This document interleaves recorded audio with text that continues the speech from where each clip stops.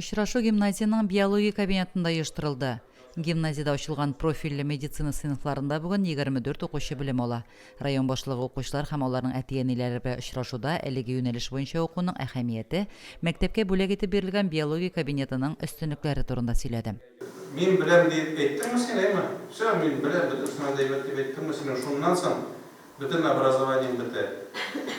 Һәр вакыт ачлык белән, теге будьте жадными диләр, теге мин начар привычкалы кешеләр була бит инде, әйме? Будьте, например, мин жадный дип әйтәм, будьте жадными к знаниям дип әйтәм.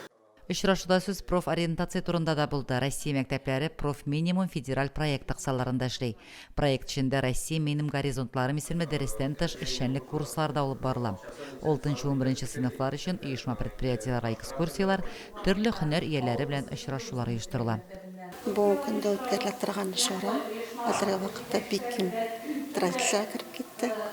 Бу без әтиләр белән бергә ортага салып сөйләшәбез, фикерләшәбез һәм укучыларның шушында үз фикерләрен ишетеп калабыз. Тәрбия эшләре буенча директор урынбасары Гөлнара Ямалова үз чыгышында гаилә һәм мәктәп ышаныч җебе исемле муниципаль проектның уңышлы эшләп килүенә басым ясады.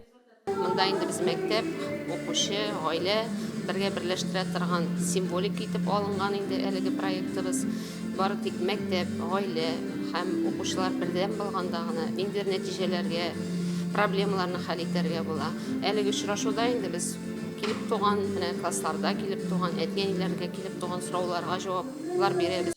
Очрашуда гаиләдәге үзара мөнәсәбәтләр, яраткан шөгыль турында фикер алышулар да булды. Укучылар җитәкчеләргә үзләрен кызыксындырган сорауларын бирделәр. Ихлас сөйләшү сыйлы табын артында оештырылган иде. 2017 ел чыгарылыш укучысы, экология, биология буенча үткәрелгән олимпиадалар һәм фәнни конференциялар җиңүчесе.